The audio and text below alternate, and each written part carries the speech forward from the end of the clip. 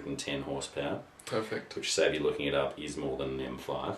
Yes. About 10 horsepower more, if I'm correct, actually. I can't remember. Well, M5s, you got the 400 or the 500. Oh, well, yeah, it's the same engine. Yeah, well, yeah, it's 500 then, yeah. So 4.7 seconds to 100, which isn't exactly hanging out, and then you'll lose your license about 2 or 3 seconds after that. So do it when no one's looking. Yeah, yeah. We could say normally just go to the Northern Territory in Australia, but they put speed limits on that. 130 k's an hour, which is about 75 miles an hour. Useless. Yeah. But getting back to the car, this is, I think, phenomenally good looking. It'll handle like it's on rails, and I'm just going to put this out there that even though it isn't a whole new model, it's just a derivative performance model of an existing car. I think it's my favourite for Detroit. I think at this early stage, it's a big call, but I'm going to say that this is possibly the car.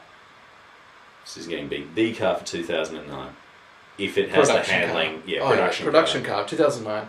If it can dethrone the M5. Yeah, we'll need to see this up against the M5. CLS 63, 2000, whatever the current hot Mercedes-Benz that they've got going, and the RS6.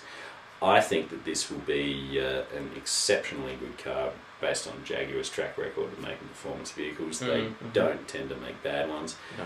I think certainly worthy of some superlative accolades, and good, decent little bus. What do we got next on the list? Now, have fun with that. A car, not much needs to be said. It's pornography. Really. It is car pornography. We're just throwing this up because we do like to look at pretty cars, and I want an excuse to talk about a pretty car, which I don't really need many excuses for, is the new Maserati Quattroporte Sport GTS. What is that? Nice name. It's the Maserati Quattroporte GTS. Right. Which has the 4.7 litre engine, which is in the Grand Sport, which is out now. And probably has the automatic. It's got 8 horsepower over the usual 4.8 litre engine. 8 horsepower.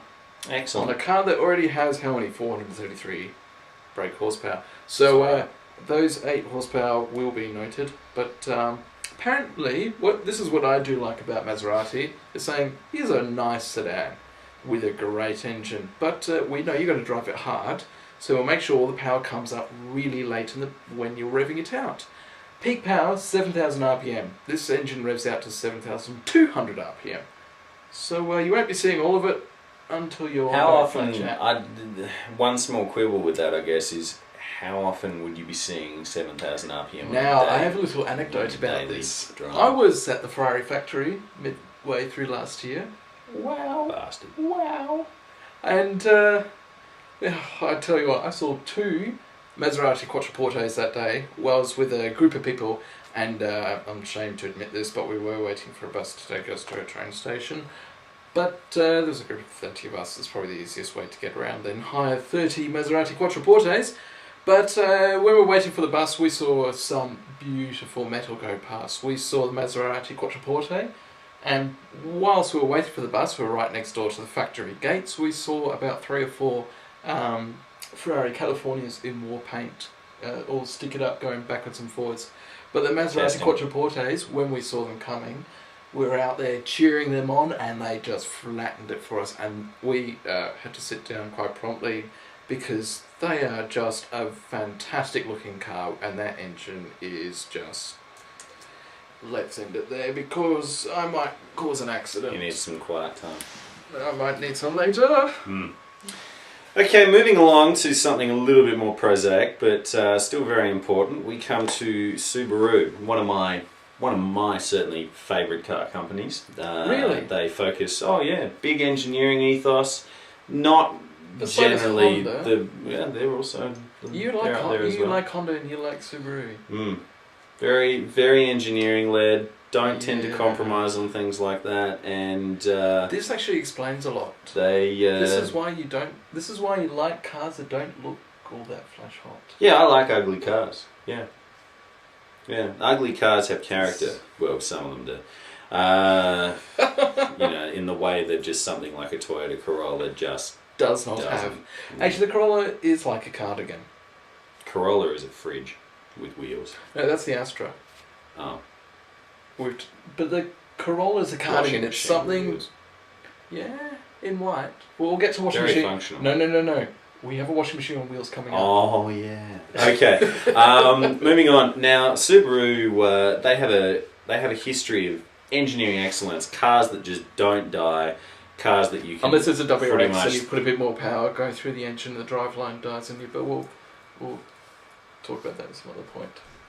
But that's only if you chuck it in reverse at $3,000. No. That's a whole another story. Apparently they went banging first and second. Oh, well, yes, that too. But they make cars that are well engineered, well designed, very practical, and will just go and go and go. Like, I had 3 mates in school. They had L series, which are these old clunky wagons that sort of were in production for probably far longer than they needed to be, really. Sort of the 1800s, the Brumby, the ones that were started off with Brumby use and all that kind of stuff. Yep. And you couldn't kill them. One of my mates had a manual one. The clutch went on it, so he just drove it for about another 30,000 k's with no clutch. Because you can just kind of time the revs. I use that term loosely, time them, and you can just kind of change it through the revs with some noises and some clunking. But you can do that with most manual gearboxes, though. If you time it, you can actually slip it through gears. He wasn't very specific with the timing.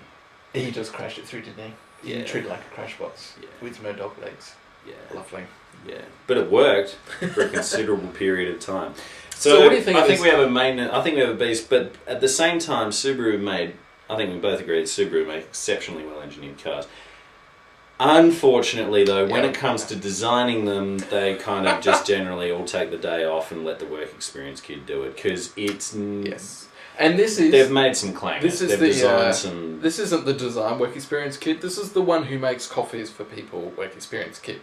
No, it was the one who actually got drafted into, work on air conditioners or something. They said, look, seriously, can you just design a car for us? You've got half an hour spare. Half an hour. We need it out by next week. We're all going to the pub. Here's the sketch pad. Just go for it. Yeah, just knock up, a car of some description, and we'll release it, realise it's terrible, and then redesign it within about 6 months. Like the Tribeca. That was like just about every single Subaru that's come out in the last my favourite decade. The Subaru that's come out the quickest facelift was their 4-wheel drive looking thing. When it first came out, it had that propeller. The Tribeca. Yes. Yeah, that had a face in it that could scare children. And I think it was 20 seconds later when they released the updated face. 20-30 seconds, maybe. Because now it's a bit more boring.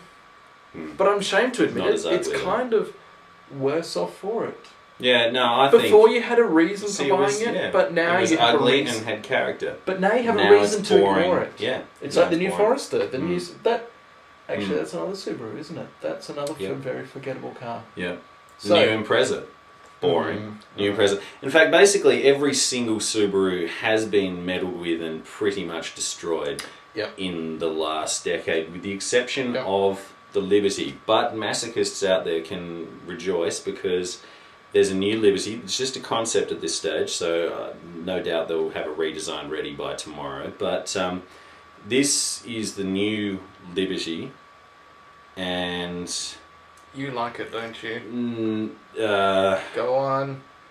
Well, it suffers from the usual modern car trait with those flared wheel arches, and that the alloys look far too small. But that's you can argue that because it's also in the WRX what is it? The WRX, the Impreza, which has got it anyway, even the base models. So you can say Subaru carrying it through, but. I, to be honest, am a little bit worried, because I think, and I'm probably on my own on this, but I think the current Liberty is a really good looking car. It's fairly conservative, but it just... Alright, it's really quite conservative, but it's a good looking car. It doesn't look like a bar of soap, it doesn't look like a Camry, and it doesn't look like, just any other car on the road. But would you go buy a Volvo for that reason?